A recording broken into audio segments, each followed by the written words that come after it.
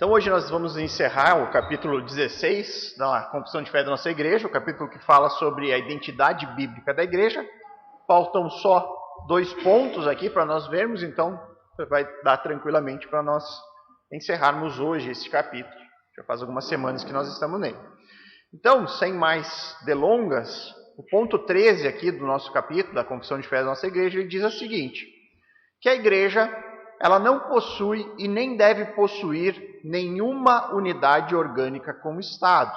Então nós afirmamos que nós cremos que o Estado e a igreja são entidades separadas e que não devem ter nenhum tipo de unidade, não devem se misturar. O Estado, portanto, não deve deliberar quanto à vida interna da igreja, o Estado ele não deve interferir nas questões da igreja, nem a igreja possui qualquer direito de privilégios do governo, ou seja, a igreja também não deve interferir em questões do Estado ou ter qualquer privilégio em relação a isso. Não obstante, é papel da igreja respeitar e incentivar o respeito às leis civis. Então nós dizemos aqui que não há unidade, não há união ou qualquer tipo de comunhão entre Estado e igreja. São 2 entidades que devem ser independentes, separadas. Uma não deve interferir na outra. Nós sabemos que isso não é uma realidade em muitos países que possuem uma religião oficial do Estado. Você tem, por exemplo, os estados que são estados islâmicos. A religião ela é oficial, você não tem liberdade de crença nesses lugares, você é obrigado a crer na religião do Estado, né? Então nós não cremos nisso. O próprio cristianismo já passou por épocas na história onde houve isso também, né? Da religião cristã sendo imposta pelo Estado ao cidadão. Nós cremos que não, né? Nós cremos que a conversão é algo espiritual e jamais pode ser imposta a ninguém, né? A Bíblia fala que nós somos convertidos através do Espírito Santo e não devemos forçar ninguém a isso. Nós devemos proclamar e confiar que Deus faz o seu papel na salvação. Então nós não cremos em qualquer unidade nesse sentido, tá? E aí alguns textos sobre isso. Vamos ao primeiro texto de Mateus, capítulo 22.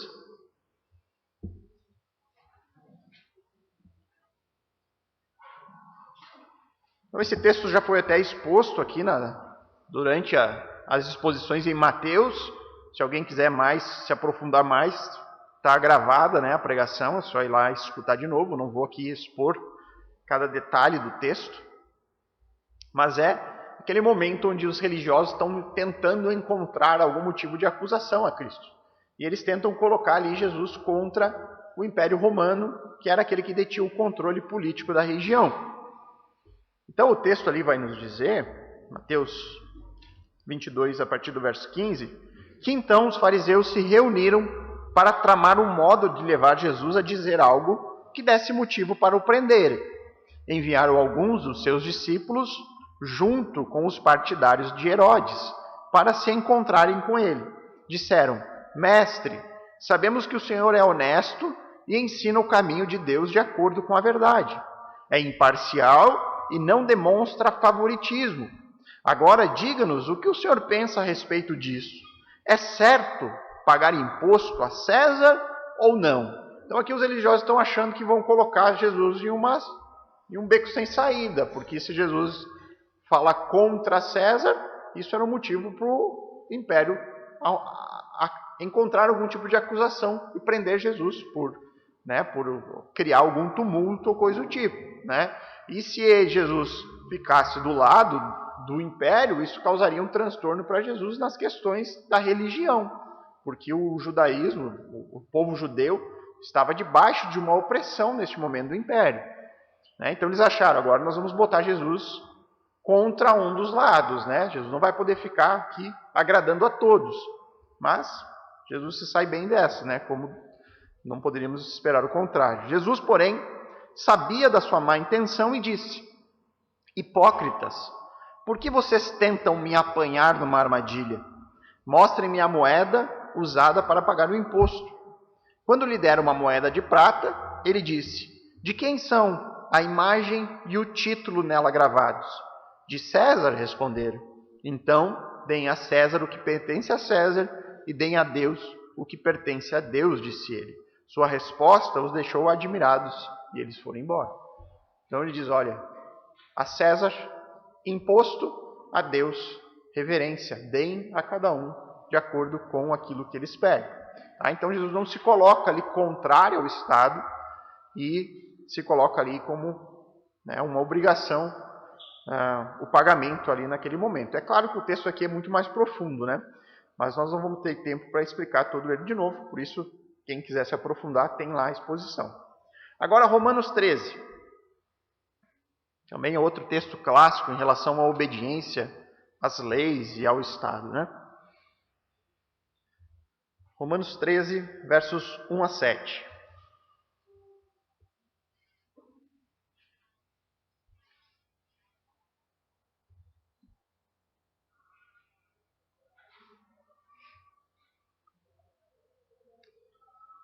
Então a palavra de Deus diz aqui: todos devem sujeitar-se às autoridades, pois toda autoridade vem de Deus. E aqueles que ocupam cargos de autoridade foram ali colocados por ele. Portanto, quem se rebela contra a autoridade se rebela contra o Deus que a instituiu e será punido. Pois as autoridades não causam temor naqueles que fazem o que é certo, mas sim nos que fazem o que é errado. Você deseja viver livre do medo das autoridades? Faça o que é certo e elas o honrarão. As autoridades são servos de Deus para o seu bem. Mas se você estiver fazendo algo errado, é evidente que deve temer, pois elas têm o poder de puni-lo, pois estão a serviço de Deus para castigar os que praticam o mal. Portanto, sujeitem-se a ela, não apenas para evitar a punição, mas também para manter a consciência limpa. É por esse motivo também que vocês pagam impostos, pois as autoridades estão a serviço de Deus no trabalho que realizam. Deem a cada um que lhe é devido. Pague os impostos e tributos àqueles que o recolhem e honrem e respeitem as autoridades. Então aqui é um texto também muito usado nesse sentido. A palavra de Deus nos orienta a sermos submissos àquelas autoridades que são todas impostas por Deus. Toda autoridade é colocada por Deus, né? Então ele diz, olha, respeitem. Aqui o texto está falando mais no sentido das autoridades como força de polícia, né? A espada, né? Aquela que traz a ordem, a lei, né?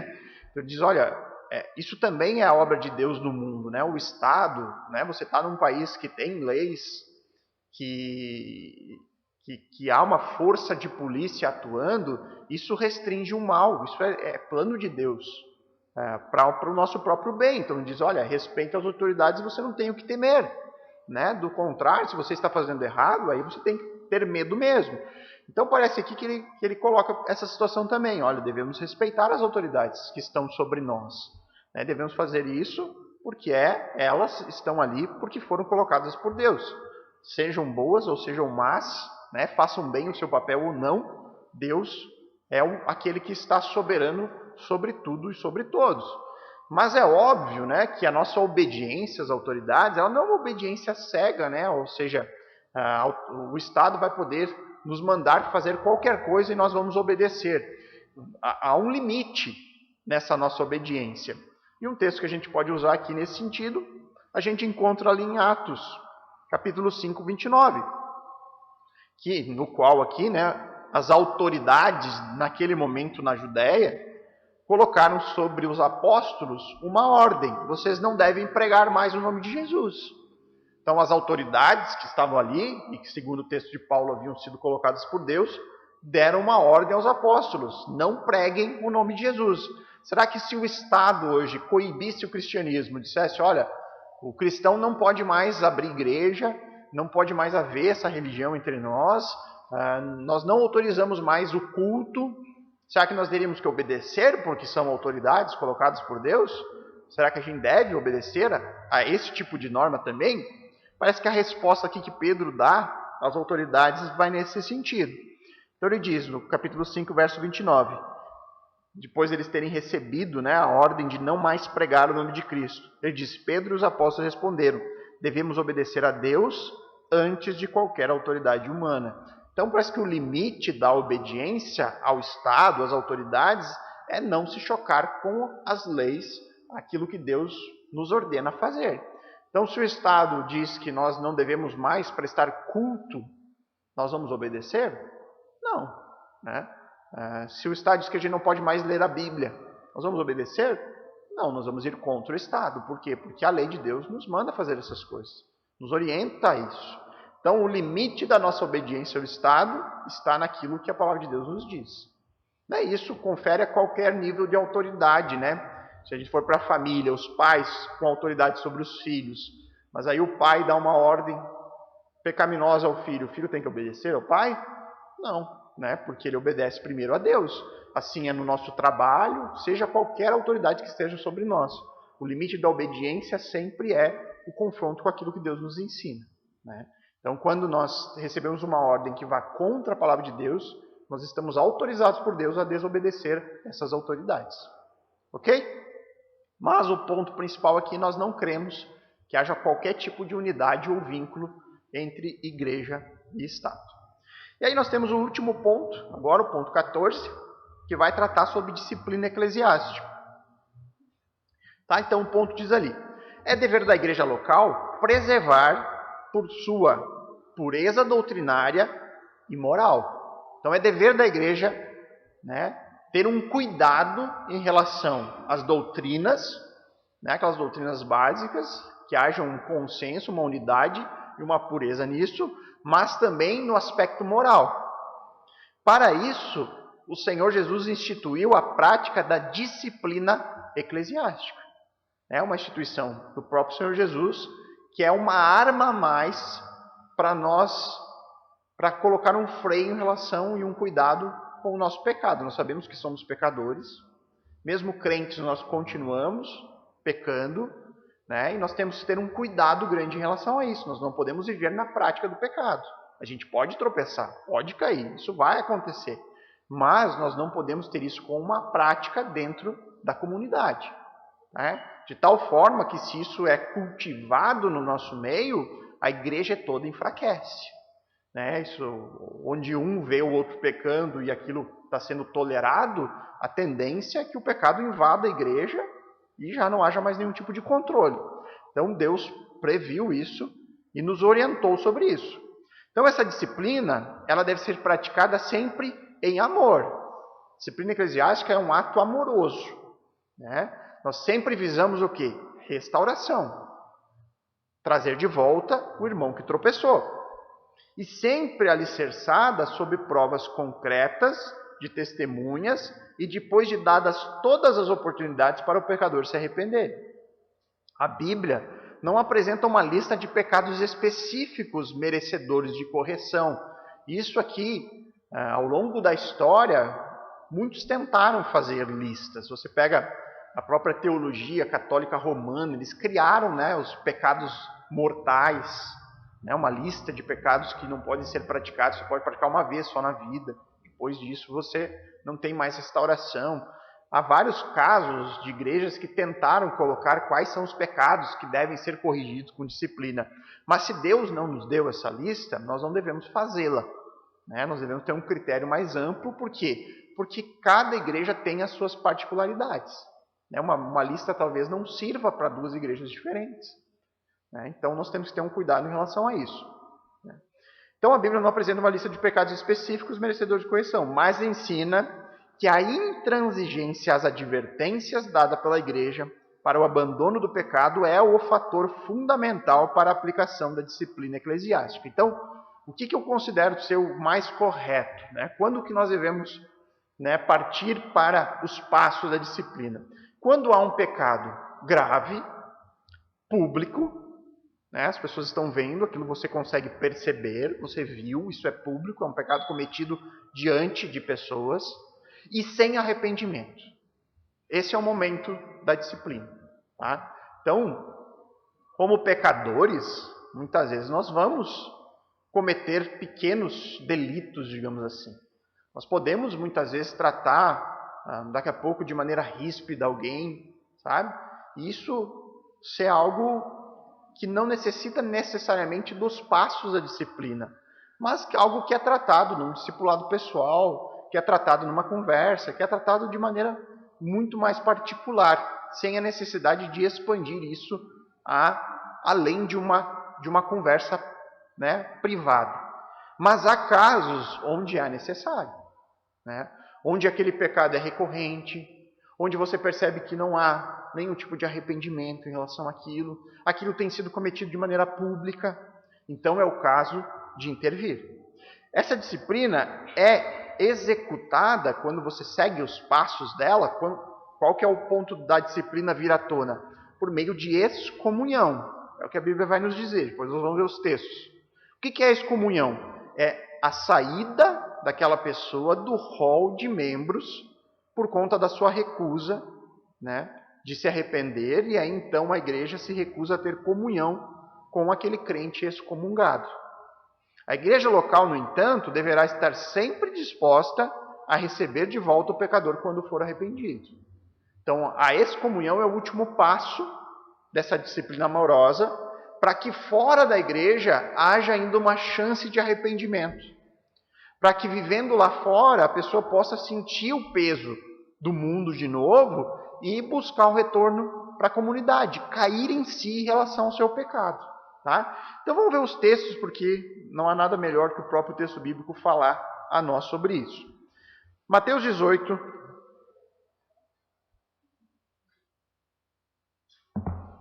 versos 15 a 18.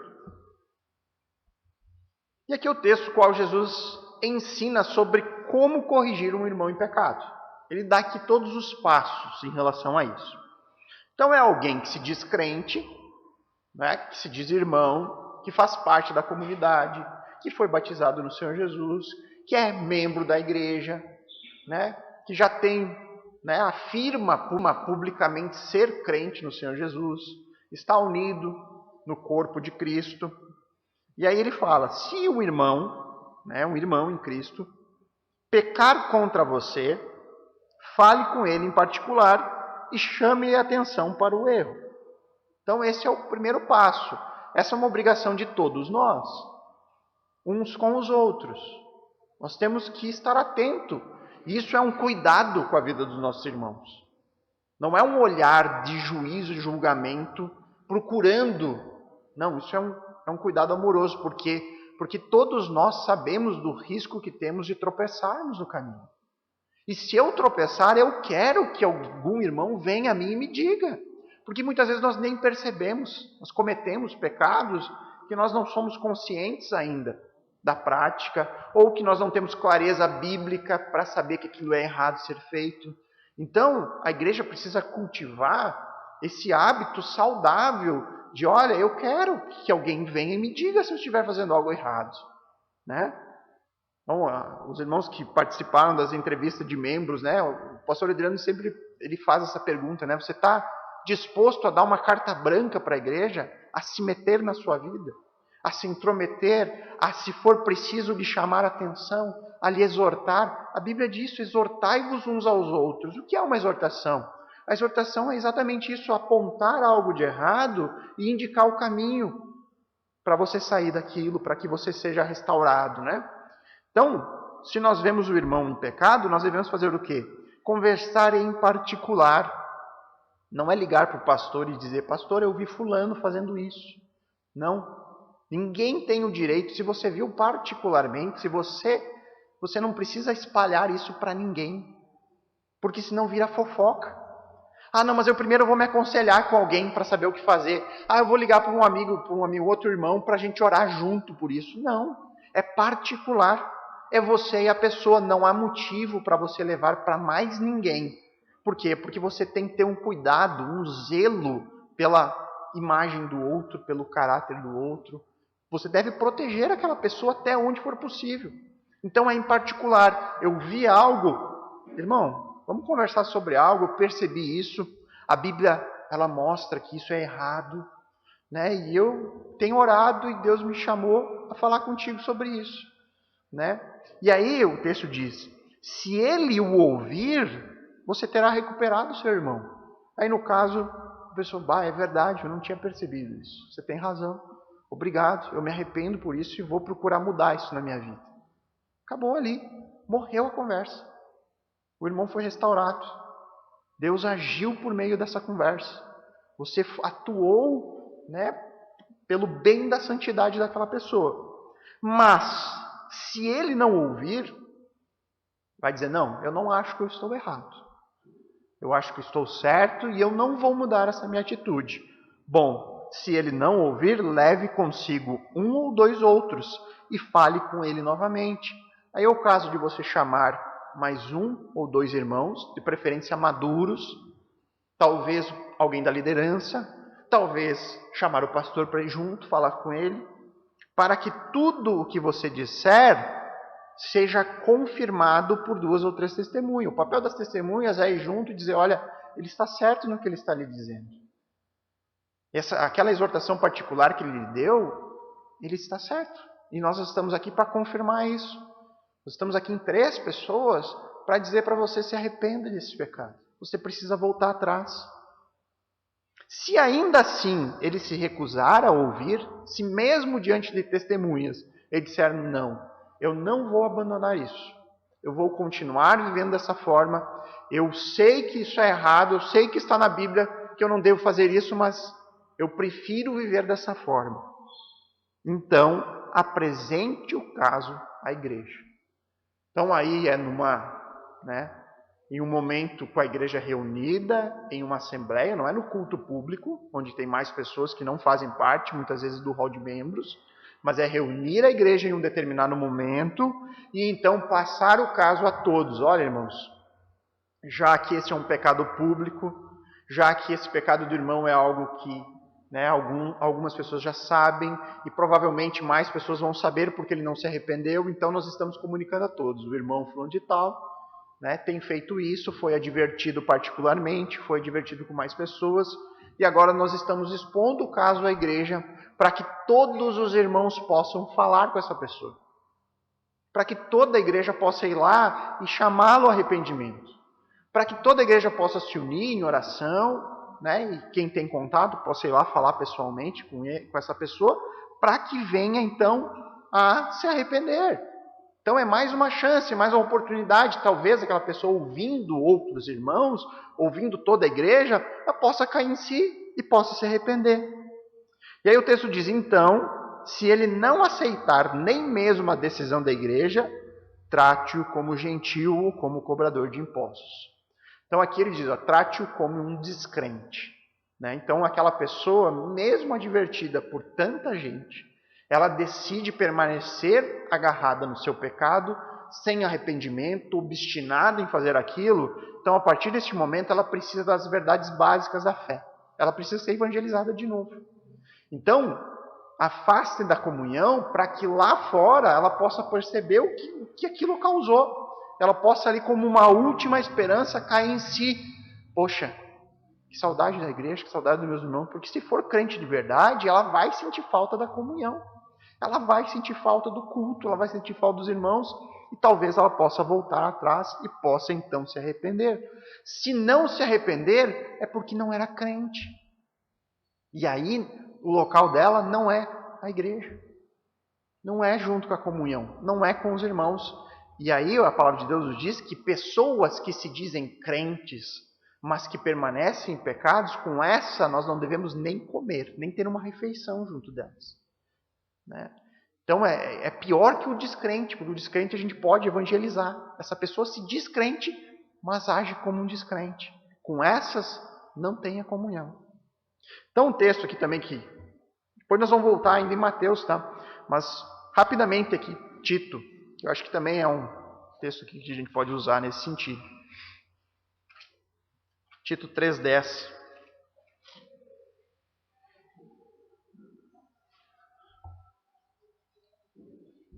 Que também fala sobre a disciplina aqui.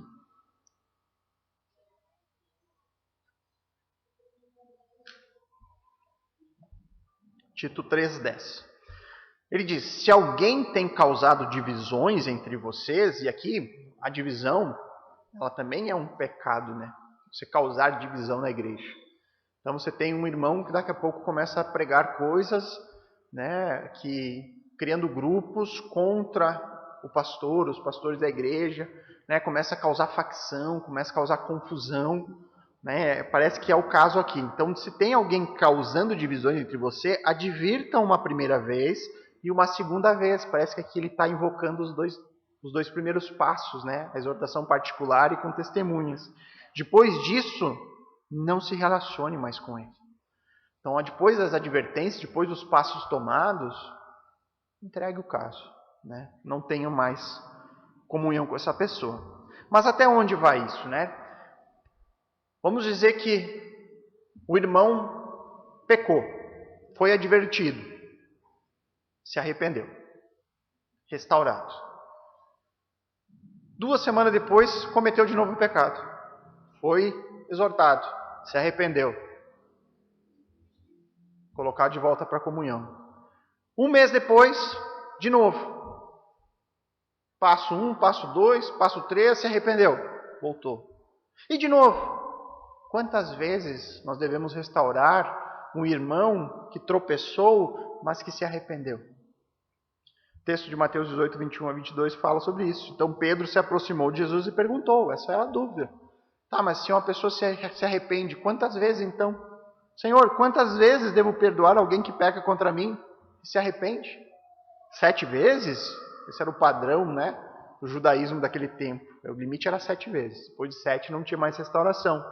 E Jesus respondeu, não 7 vezes, mas 70 vezes 7.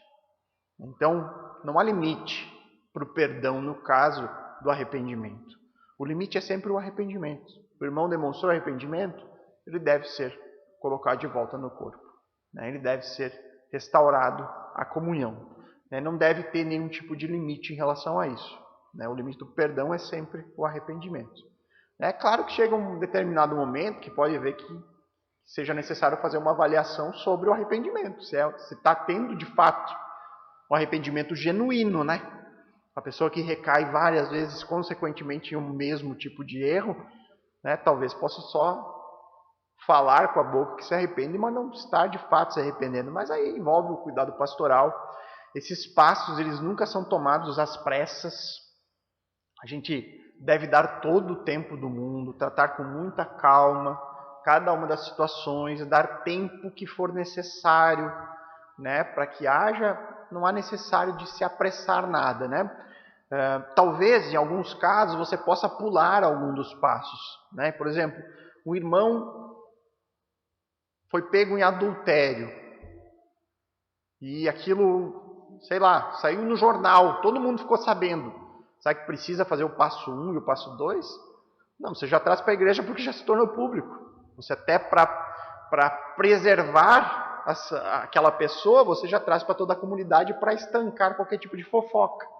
Irmãos, todos estão sabendo, então, né, é algo que todos nós já temos que agir junto para tentarmos trazer esse irmão ao arrependimento, né, e providenciar a restauração dessa situação. Né? Mas os passos são esses, né? E é importante a disciplina no contexto da pureza moral, né? A gente precisa desses limites, né? Quando a gente sabe que os irmãos estão cuidando de nós, que há uma igreja que tem, ela está dizendo, olha, o pecado aqui é coisa séria. O pecado aqui não é tolerado. A prática do pecado, ela não pode acontecer. Isso nos faz ser mais cuidadosos. Isso nos faz ser mais cuidadosos. A gente vai ter um cuidado maior em relação a isso. Né? E isso acaba protegendo a pureza da igreja de Cristo. Tá? Então é algo que tem que ser praticado. Infelizmente, a disciplina foi abandonada. Né? Ao longo dos anos, você tem apenas mais as igrejas mais antigas, né, mais históricas, que ainda preservam a doutrina da disciplina eclesiástica. Mas é um mandamento do Senhor para o bem da sua igreja. Alguma dúvida aqui nesse ponto? Não? Já foi algo que foi também exposto aqui no texto de Mateus 18, já é algo que nós já conversamos várias vezes sobre esse assunto. Então, para finalizar aqui rapidamente, algumas rejeições que já estão, né, ficaram bem claras ao longo do próprio texto da confissão. Nós rejeitamos a ordenação de mulheres ao ministério pastoral por uma questão da criação de Deus em relação à liderança, né? E também rejeitamos o ecumenismo, né? Uma união de igrejas, né? E aí você vê que Você tem eventos ecumênicos, né? Você reúne lá um padre, o pastor, o espírita, o cara do candomblé, a religião africana, tudo junto para promover a Deus. Isso não existe, né? Não há comunhão com ramos tão diferentes que pensam tão diferentes, né? Não há como nós promover o nome de Deus dessa forma. Então nós nunca vamos nos associar, né, com esse tipo de evento ou coisas nesse sentido. Nós cremos que o Evangelho ele é um só, né? Só há uma mensagem que salva e está nas páginas das Escrituras, do Senhor Jesus Cristo e o seu Evangelho. Ok? Certo, então? Então encerramos aqui a nossa escola bíblica.